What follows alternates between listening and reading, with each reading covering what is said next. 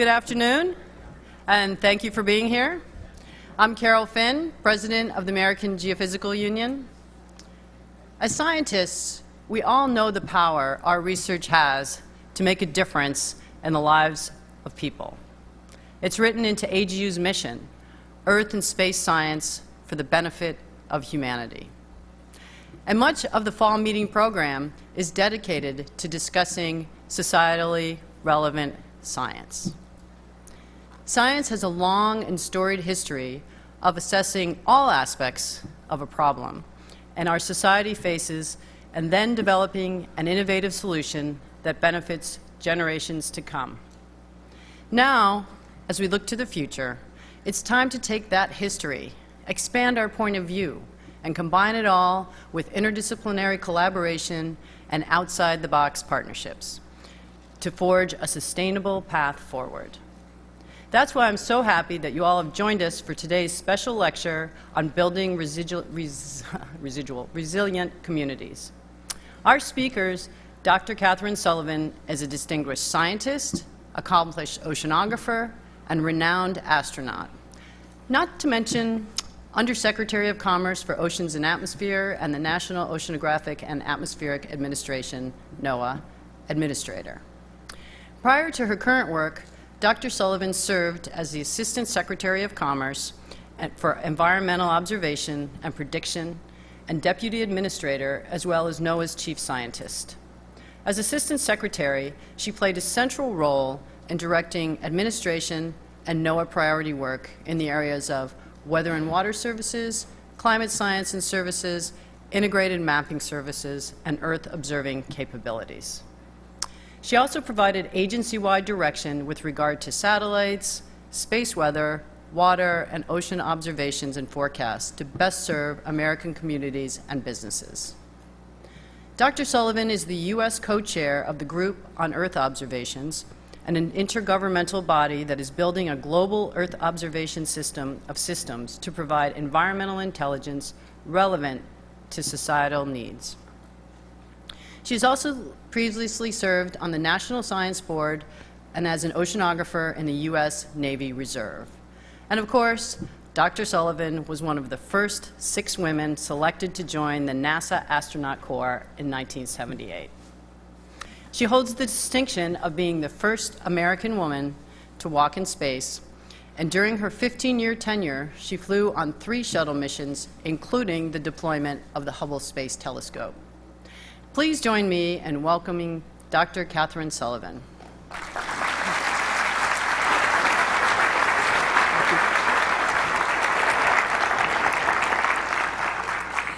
Thank you, Carol, for that very, very nice introduction.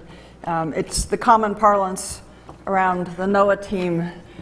One other point of my space career, and that is that Sandra Bullock played me in the movie. It's very clear I was not playing her. It's been a long time since I attended an AGU meeting. I was trying to remember quite when it was. The most memorable one was the one I ducked out of thesis defense preparation to attend in Miami 100 years ago, right before I defended my own PhD. It was a large meeting then, and it has grown into a spectacularly large assemblage now. So kudos to everyone who's leading the union and carrying it forward. Before I get started on my topic for today, I want to give a shout out to several of my NOAA colleagues for recent honors and distinctions they've received from the union. Mike McFadden served as AGU president from 2010 to 2013, and Dave Parrish, who's one of this year's fellows. We're very proud of both of them and very grateful to have them on the NOAA team. And in addition, AGU has given its Ambassador Award to Jim Overland, as well as David Rust, who's just retired from NOAA and also became a fellow this year. So it's great to be part of a team that's got those sort of fabulous talents on it. And I'd like to add some kudos to the union as well for the new multidisciplinary open access and online journal Earth and Space Sciences. It is really great to see a leading professional society putting free and open access to data and research results into practice. This is what it takes if we're really going to allow everybody to innovate freely and accelerate improving our understanding of the Earth system. Open access to data and public access to research results, as you all know, are also priorities of the Obama administration and have, of course, in the open data arena, been central tenets of NOAA's operations for decades. So my talk today is about making communities more resilient. This is a central challenge of our times, and it's one of NOAA's top priorities. What I want to do today is share our strategy, give you a glimpse of some of our major initiatives, and touch on some of the key science challenges that we need people like you to tackle. I'll save a little bit of time towards the end of my remarks to announce an exciting new open innovation challenge around environmental sensing that is launching today. So, why resilience? A growing body of evidence makes clear that the Earth's climate is changing in ways that are not consistent with natural variability and forcing. The principal cause, as people in this room know well, is the buildup of carbon dioxide and other heat-trapping gases in our atmosphere due to fossil fuel usage and land use change. Harmful impacts of this are already being felt in the United States and other nations. And there are really only three courses of action open to us in the face of these circumstances. The first is to mitigate the further buildup of gases to avert the worst possible consequences. The second is to adapt to and become resilient to the consequences that are already locked in and inevitable. And the third is simply to suffer the environmental, social, and economic disruptions that will ensue from this unbridled change. This simple, stark reality is why resilience is a major pillar of the climate action plan that President Obama released in June 2013. Now, resilience is a pretty broad concept, and the word is used differently by various players in the environmental arena. So I want to clarify what NOAA means by resilience and how we see our role in this endeavor. The dictionary definition of resilience is springing back, rebounding, the ability to recover original form or function after a disruption or a misfortune. And that's basically how we mean it at NOAA, but with an important addendum. When NOAA says resilience, we always mean the three elements that you see on this screen.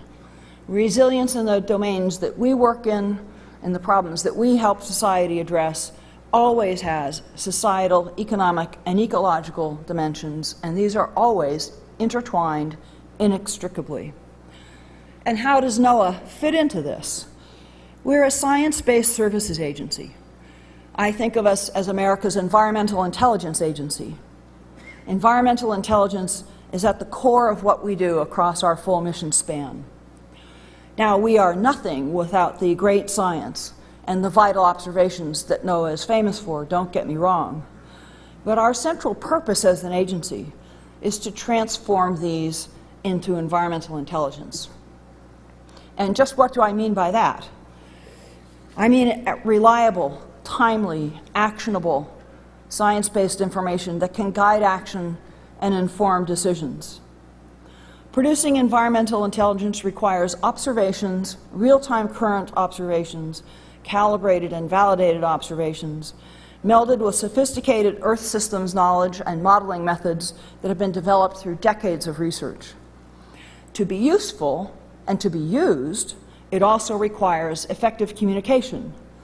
And that, in turn, requires rich understanding of society and of human beings, including factors such as how we perceive risk, what kinds of behaviors are triggered in people when they confront risks, modes of communications, and effective decision-making frameworks.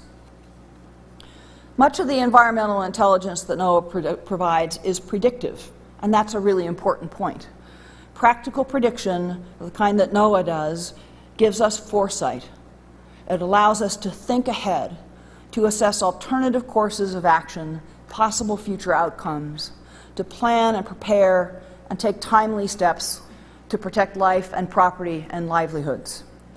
The canonical example of this is your daily weather forecast. But hazardous weather events make the value of such foresight even more vividly apparent. So think back to Hurricane Sandy, just over 2 years ago. 10 days out, NOAA's National Hurricane Center first flagged a tropical system developing off the coast of Africa.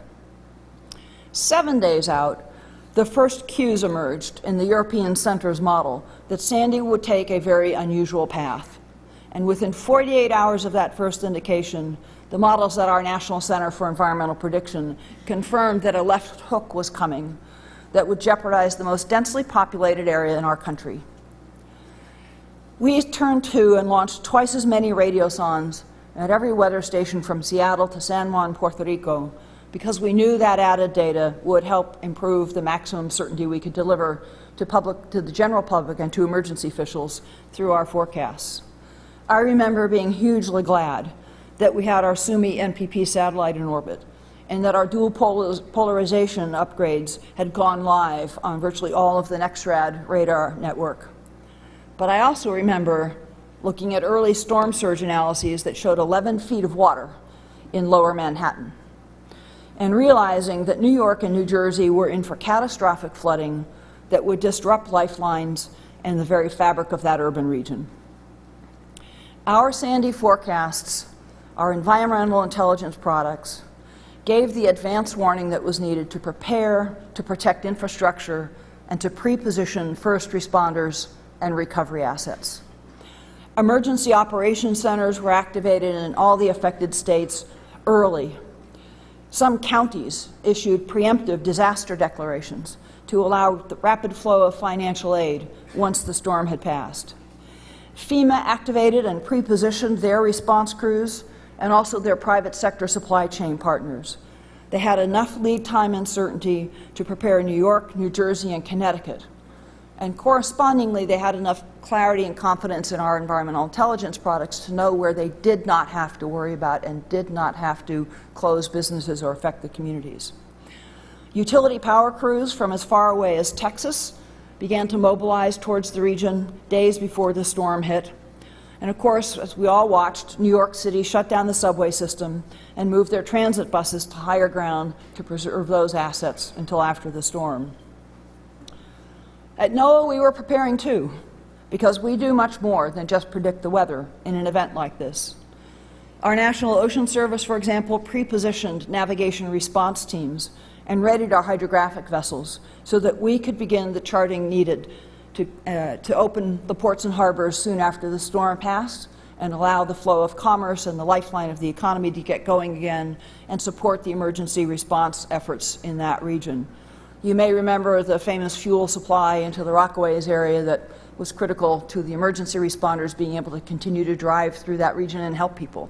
That was thanks to NOAA charting and NOAA vessels. Most importantly, and the greatest value and consequence of this environmental intelligence, is that thousands of people got out of harm's way before the storm hit. In all of these instances, people acted because they had confidence in the source of the information and comprehension of the hazards and warnings. That confidence was built on the proven quality of our observations, our models, and our forecasting skills. And those are underpinned by literally decades of both scientific research and relationships our people have built with emergency managers, with decision makers in the field, and with our partners in the private sector weather enterprise. The resilience aspect of the Sandy story becomes clearer when you compare how the nation and the affected communities prepared for, responded to, and rebounded from Sandy with what happened after Hurricane Andrew in 1992 or Hurricane Katrina in 2005. As NOAA chief scientist, I walked the ground in South Dade County soon after Hurricane Andrew passed over in '92. More than 125,000 homes were damaged or destroyed in the Miami-Dade region, and 175,000 people were left homeless across Florida. The scale of the physical devastation and infrastructure damage that storm wrought was just mind-boggling. The post-disaster response was slow and not well coordinated. And the upshot of that was that a huge diaspora occurred that hollowed out whole communities. Communities that only began some rebound about a decade later when the Florida economy began to heat up again. And New Orleans, of course, saw a similarly large exodus after Katrina. More than 1.5 million people were driven from their homes in that storm. Many fled to the adjacent states, but Katrina sent refugees to all 50 states in the United States. And today, nearly a decade later, tens of thousands of those people remain displaced, probably never ever to return to the communities, to the businesses that they had before the storm. Hurricane Sandy shifted the nation's thinking about natural hazards, especially weather and climate-related ones, in some important ways. The focus changed from what response would be needed if another event hit, to how to prepare for when the next one came. From building back to what was in place before an event, to building forward so we're increasingly ready for the different risk posture, the different threats that we will face in a changing world in the future. During the year that I served as acting administrator, one of the things I did very intentionally was to travel around and meet with our customers, the real-world users of our environmental intelligence, from emergency managers to fisheries councils, state and federal agency partners, to better understand their needs and get their input on our work. And I visited NOAA's labs and forecast offices and service centers to hear from our own folks about the needs, the opportunities, the challenges that they saw. That listening tour led to the identification of 4 priorities that we will pursue during my tenure as administrator. And as you see on this slide, resilience is front and center. More specifically, our priority is to provide the information and services that help communities become more resilient. Now again, that's still a pretty broad landscape, so zooming a little further in, this slide shows the 3 most prominent domains that the bulk of our work is focused in. For example, in the coastal arena, we've developed green infrastructure building standards to foster greater use of natural defenses, such as wetlands, marshes, and dunes, to protect communities and simultaneously provide greater environmental benefits.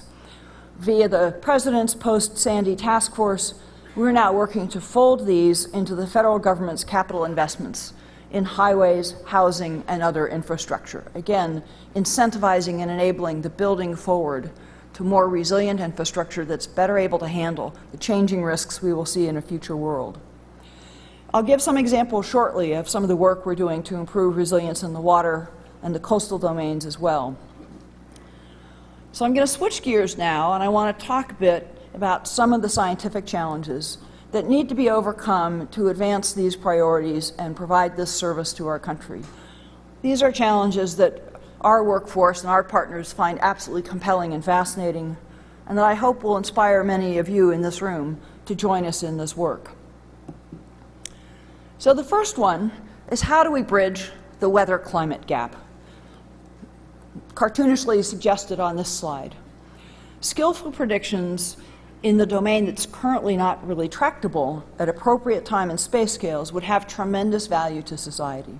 There are major unmet decision support needs in the 3 to 8 week range, for example, surrounding heat waves and the public health hazard that they represent, and further ones in the 5 to 10 year range for water managers, for example. What will it take to bridge the gap between the initial values problem of the weather domain and the boundary conditions problem of the climate domain? Well, it'll take a variety of things, of course. It will certainly take additional observations. We need to identify, develop, deploy, and operate the appropriate new systems. It will take more research to identify the sources of predictability and improve predictive skill, to better understand and model phenomena such as equatorial waves and currents, Arctic and tropical processes, the ocean mixed layer, surface momentum and moisture fluxes, and aerosols, just to name several. It will certainly require new coupled data assimilation and analysis techniques, and improved models and more comprehensive Earth system models that include the biological and the ecological dimensions as well as the physical dimensions of the Earth systems.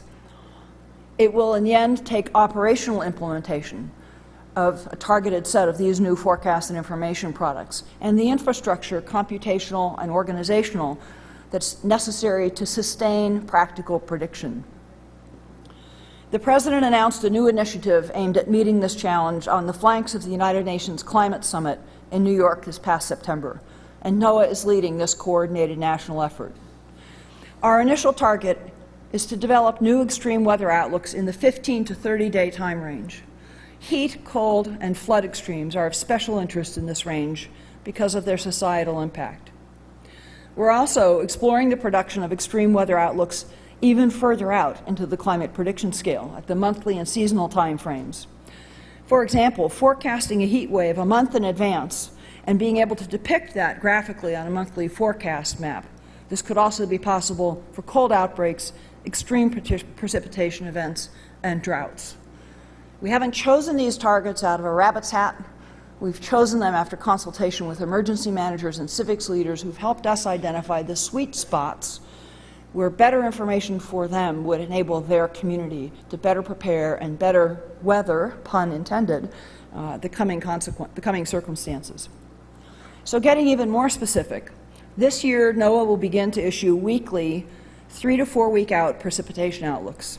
We'll extend the current extreme heat index product from 6 to 10 days to the 8 to 14 day range. And again, here we know from working with emergency managers that may sound like a small number of additional days, but those additional days will make a real difference in their ability to prepare their community, to stand up relief shelters, to get non-governmental organizations and civic organizations activated to support the citizenry in the face of life-threatening heat waves. Another challenge is improving water prediction. Water supply, quality, and variability are increasingly recognized as among the main challenges facing global society in the 21st century, as this array of covers and headlines attests. Recognition of this threat, of the threat this poses, has even spread into the national security arena. A recent National Intelligence Council analysis determined that many countries important to the United States will experience water problems within this decade, and that these will risk instability and state failure, increase regional tensions, and distract those nations from working with the United States on important U.S. policy objectives. Further, that water problems will hinder the availability of key countries to produce food and generate energy, which in turn will pose a risk to global food markets and hobble economic growth. Between now and 2040, this report demonstrates clearly fresh water availability will not keep up with demand without more effective management of water resources. And if you want to ask, well, where is this really at issue? This national intelligence estimate points out specific hazards and threats in North America, North Africa, the Middle East, and Asia. In other words, the entire populated globe, as regions that will face major challenges coping with water problems. It's important to remember the big picture here. Only 0.5% of Earth's total water is available for human use. 0.5%. And that meager bit is increasingly strained by growing populations, increasing pollution, land use changes, and the greater variability caused by a changing climate. So the water challenge is pretty simple to sum up. Too much, too little, in the wrong place, of the wrong quality. But it is vastly harder for society to handle. As is apparent today and has been in events throughout history, these factors have substantial influence on civilization, affecting economies, energy production and use, human health, transportation, agriculture, natural ecosystems, you name it. Reducing these water-related risks will require more effective management, and better environmental intelligence about the water nexus will go a long way to fostering this. And so at NOAA, we're focused on this really central societal need to improve water predictions, to reduce uncertainty about the availability, quantity, and quality of water resources. We've translated this into a goal of developing the ability to give a region or a community a total water picture. And we'll have to overcome quite a number of scientific challenges to get there. Today, we predict water levels at some 4,000 discrete locations nationwide, locations where we have stream gauges. To deliver total water predictions or outlooks, we'll need to be able to predict surface and groundwater availability in all watersheds and water flow and depth in all rivers. We'll have to understand and seamlessly predict the full range of hydrologic extremes, from floods to droughts and short-term to long-term, and understand how these are related to climate, to land and water management practices, and other drivers. This is going to take integrated modeling on scales we don't currently do, including models, ensembles, and computational capabilities that can produce outlooks in the time ranges between the weather and climate gap, including improving the coupling of coastal, ocean, estuarine, and river flow models, all of which will clearly be multidisciplinary and transdisciplinary work. One of the key drivers that we're counting on to make this progress happen will be NOAA's new National Water Center, opening in Tuscaloosa this coming May. This new facility will be a focal point for changing the way NOAA and the nation tackle these challenges. Multiple agencies are locating water experts at this facility, including the United States Geological Survey, the Army Corps of Engineers, FEMA, and others. And of course, we have right there with us the University of Alabama's academic talent. This will be an incubator and testbed environment in which researchers, forecasters, managers, system operators work side by side and learn from each other rapidly. A testbed for new modeling and computational techniques. This is the kind of technological and human arrangement that accelerates the research cycle and expedites the transition of research and data to operations, applications, and societal impacts. I say that with great confidence because we see it in action at other such test beds across NOAA, perhaps the most celebrated of which is our hazardous weather test bed in Oklahoma, where our National Severe Storms Lab, our National Storm Prediction Center, a weather forecast office, and our university partners are co-located. And I'm confident the National Water Center will deliver the same kind of benefits, which is exactly what is needed to change the water equation by providing greater foresight to decision makers that can lead to wiser infrastructure investments and better water management decisions. On the ocean front, Joanne Simpson, if we could go back, that's fine, we can stay there. Joanne Simpson, a globally respected meteorologist, once said, and I quote, "You'll never really transform fisheries management until you can be as predictive in the fisheries domain as you are in the weather domain. It's all retrospective. It's all making the next guess on catch based on statistics of the past catch," unquote. She said that many decades ago, but she was right then, and her point is even more salient today, when the ocean is under stress from many more factors than just fishing pressure: rising temperature, increasing acidity, nutrient overload, pollution, and so on. And that's why we're working across NOAA to bring to fisheries, indeed to marine ecosystems, the caliber of modeling that exists in the weather and climate arena. This is a really difficult challenge. Progress here will require rigorous monitoring, process studies, and modeling that open the door to better projections of regional climate and ocean productivity on timescales from seasonal to multi-decadal. It will require better understanding of the mechanistic linkages between climate and fish stock fluctuations and change. Most climate change impacts on commercial species revolve around temperature impacts, but we need to improve and link our understanding of the synergistic interplay of additional factors such as pH, bottoms-up forcing, top-down forcing, changing species interactions, and so on. And we need to learn how to incorporate all of that effectively into management frameworks. In other words, to combine advances in the physical and biological sciences with commensurate advances in the social sciences. Now there's an out-of-the-box idea for AGU. We've boosted our ecosystem modeling efforts at NOAA, and we're doing some unusual things, like actually putting our best marine ecologists and our best climate modelers in the same room. And this is already producing some encouraging progress. I'll give you 2 examples. NOAA's Charlie Stock and his colleagues at our Geophysical Fluid Dynamics Lab have found recently that Earth system models project that climate change will lead to a decline of 1 to 10% in global ocean primary productivity by the end of the 21st century under high carbon emission scenarios of the IPCC. This is because projected increases in ocean stratification under global warming will hinder the supply of deep ocean nutrients to the well-lit ocean surface. But as the bottom panels on this graphic illustrate, their work also shows that changes in the production of large zooplankton may be twice as large as those for phytoplankton.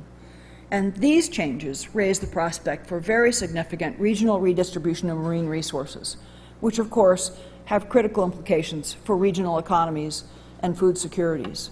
So the bottom panels on this slide show the analogous quantities for mesoplankton production, which is zooplankton in the 0.2 millimeter to 2 centimeter range, including many species of copepods and krill that are critical food supplies to higher trophic level species. So on average, the percent change in mesoplankton is twice as large as the projected change in primary production. The amplification of this ocean productivity change to higher trophic levels comes from changes in consumer-prey interactions that control the flow of energy from phytoplankton through to the higher trophic fish.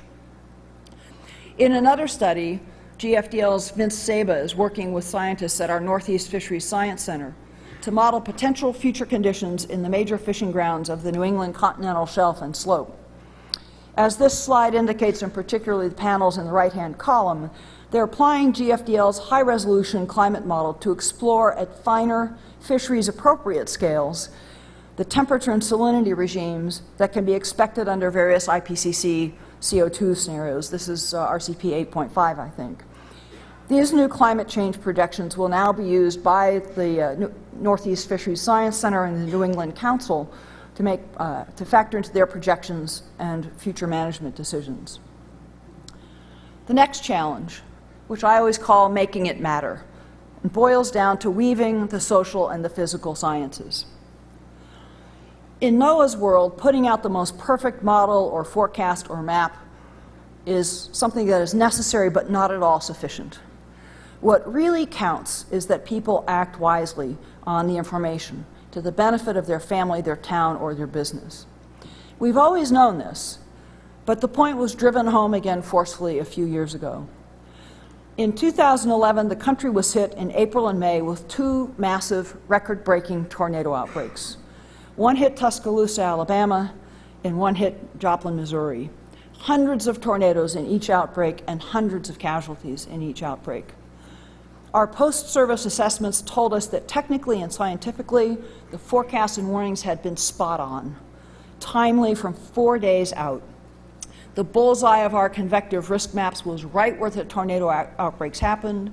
The tornado warning lead times were above the national average, and yet hundreds of people died.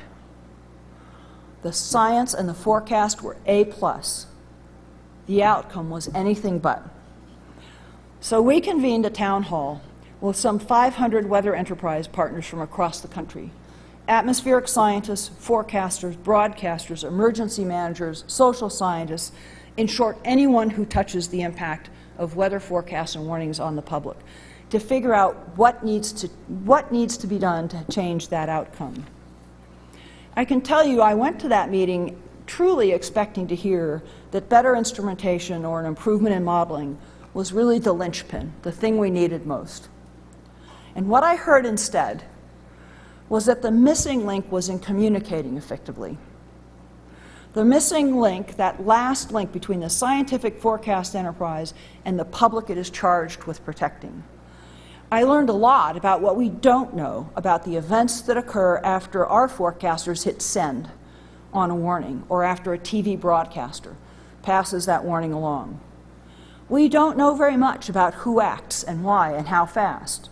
We don't know what drives that, or whether some other form or mode of communication would increase the likelihood of rapid action. This is a social science challenge, with dimensions in risk perception and behavior, decision science, and communications.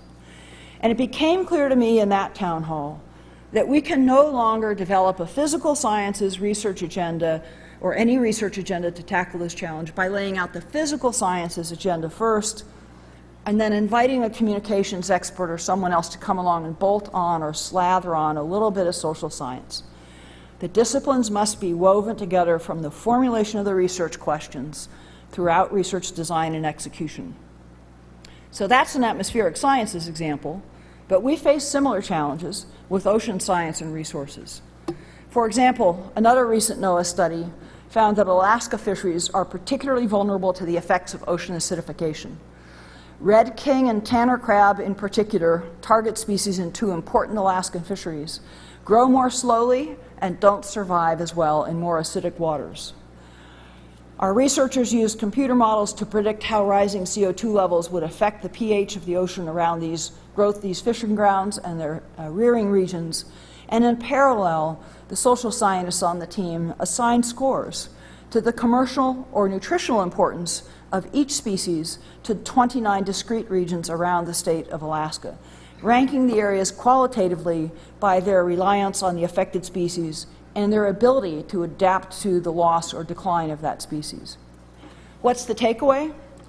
Southwest and southeast regions around the Gulf of Alaska are likely to be hit particularly hard by increasing ocean acidification, but each for very different reasons. Southeast Alaska is a hub for commercial fisheries. Communities there derive the lion's share of their economic revenue directly from that industry, and so they face significant economic consequences from ocean acidification. In Southwest Alaska, in contrast, subsistence communities predominate. The proximate threat for this region is a fundamental food security threat. If you take the fish away, folks in Southwest Alaska can't just pop down to the grocery store to buy chicken and beef. In many communities, there isn't a grocery store. In other communities, it's too far away to be practical except on a periodic monthly basis. And in almost all cases, it's prohibitively expensive for people living in subsistence economies. Roughly 17% of Alaskans rely on subsistence fisheries for most, if not all, of their dietary protein. So this is an example that shows by examining all of the factors that contribute to risk, more opportunities can be found to understand the leverage points and hopefully help ease or prevent harm to human communities at a local level. Decision makers can then address the socioeconomic factors that lessen the ability of people and communities to adapt to these coming environmental changes. The next one, how do we change the calculus of coastal development? Or can we change the calculus of coastal development? I talked earlier about how green infrastructure, nature's own defenses, can and should play a greater role in building coastal resilience. Why isn't the strategy used more widely already? There are undoubtedly many contributing factors, but I think two are especially significant. One represents a significant social science challenge, and the other a physical sciences and engineering challenge. The social science need, and I would argue the biggest factor that keeps green infrastructure out of the equation, is the lack of methods to assign value to ecosystem services. Economics is, of course, the primary driver of coastal development, protection, and rebuilding decisions. And until we have the means to assign value to the total set of services that natural ecosystems provide us, we will continue to omit these from the balance sheet on both the cost and the benefit side of the ledger. The Department of Commerce's chief economist and NOAA's own chief economists are very much engaged on this topic with many partners in the academic and NGO communities. We're also working with the reinsurance industry, which is quite interested in solving this problem so that they can include this in their risk calculations and evaluate the relative costs and protective benefits of natural versus man-made infrastructure. And that brings me to the physical sciences dimension of the challenge. How do we characterize the protective benefits of various natural ecosystems? Can sand dunes or marshland really provide the same protection as a mile of seawall? Under what conditions? Some work has been done on questions such as these. I saw some of that work up at China Camp State Park just yesterday, but not enough yet to change the calculus of coastal development. NOAA is tackling this question with the National Science Foundation and a number of academic partners. And then finally, the problem that we call closing the valley of death. As we sit here today, we have some incredibly wonderful, fabulous examples in earth science that could improve societal, economic, and ecological outcomes. And now more than ever, communities, businesses, and government at all levels, and all nations around the world, need this science turned into environmental intelligence to help them build resilience. But this valuable science can only do that if it's transformed in that way and tailored to the communities, to the questions facing real people every day in the real world. The National Climate Assessment is one example of how we're doing this on a nationwide scale. This is a regionally based bit of environmental intelligence about current and potential future impacts of climate change. It provides guidance that communities need to prepare for and adapt to climate change and ocean acidification. It's an assessment process that embraces stakeholders from communities who know in great detail just what their communities need and how they best can use the assessment. And because the science tells us that we need to plan for both the near term and the long term simultaneously, we transform the assessment process from an episodic thing to a sustained process. The example of the National Climate Assessment is fundamentally about outcomes. We're improving the impact of research advances on communities by doing a better job of moving knowledge and results from research to operations or applications. But R2O, as we call it, is a significant barrier to this transformation, and this is a science policy challenge that we need to tackle across the federal family. We can do so by identifying and putting into place mechanisms for taking a product off the basic research shelf and refining it to practical uses. The current state of tsunami detection and warning and community readiness are pretty timely examples of successful R2O. 2 booths in the exhibit hall have demonstrations of today's modern-day tsunami warning, and it's just 10 years and a couple of weeks from the 2004 date of the Sumatra tsunami that is the event that really drove the change of the equation in that space. 10 years ago, December 26th, the Indian Ocean tsunami hit. Prior to that event, the world had only 6 deep ocean assessment and reporting of tsunami or DART buoys in place. We could predict arrival times, but not flood potential, and not with much precision on appropriately local or regional scales. Today, 10 years later, we can tell a very different story. NOAA's DART array is now complete. NOAA operates 39 buoys all over the world, and 21 other buoys are operated internationally by countries that have stepped into the game and provided their own buoys. We can measure tsunamis as small as 1 centimeter in the open ocean and predict when it's going to hit the coast, where it will hit, and how much flooding to anticipate. We have site-specific high-resolution community flooding models implemented for 75 United States coastal communities. We operate the only real-time flooding forecast system that there is. And we now have 181 tsunami-ready communities in 11 coastal states, including the Commonwealth of the Northern Marianas Islands, Puerto Rico, and the territories of American Samoa, Guam, and the U.S. Virgin Islands. So stop by those booths and take a look, if you will. So, in closing, take a look at the image behind me.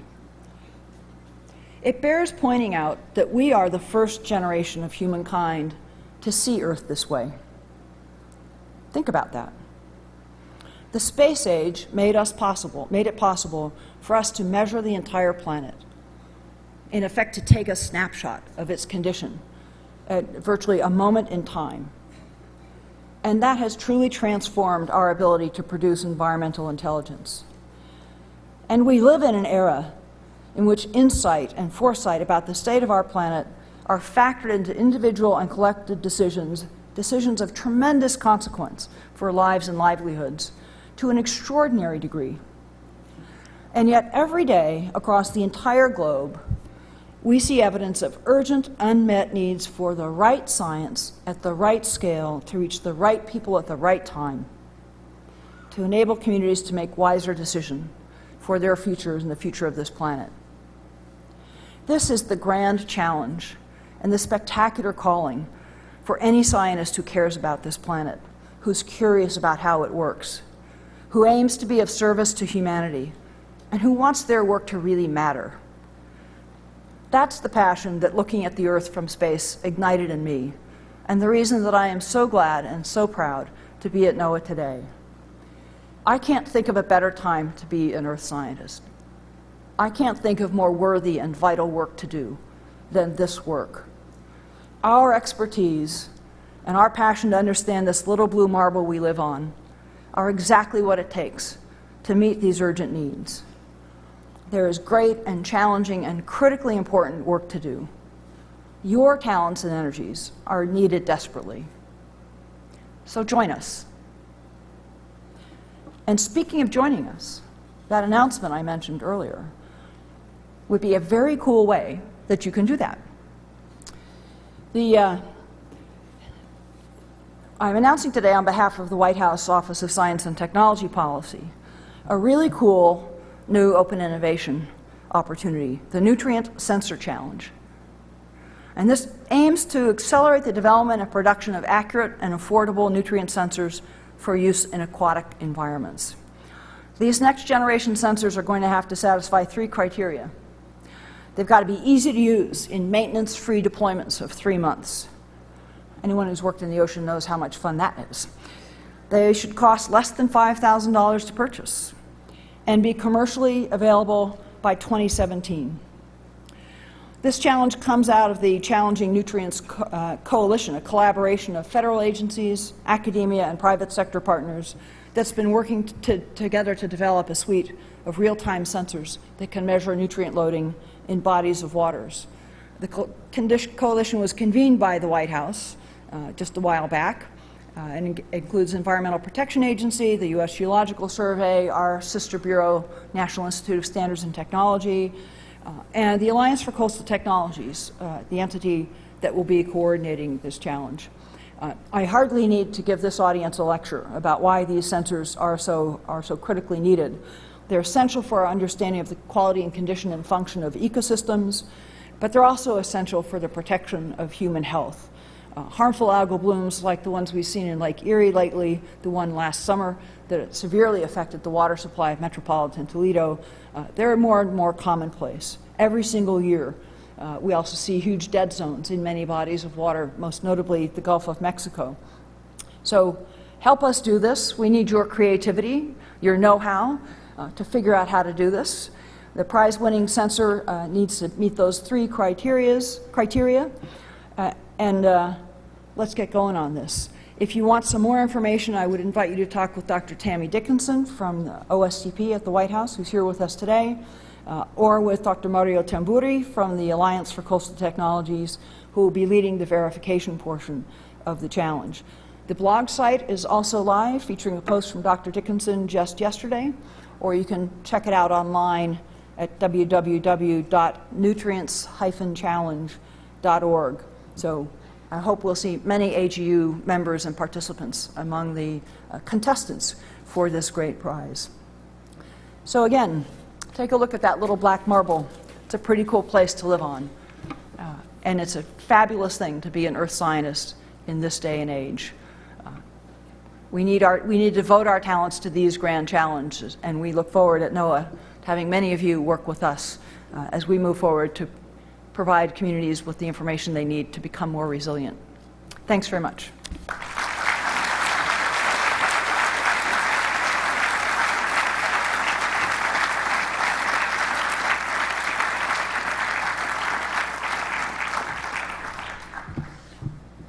Thank you, Dr. Sullivan.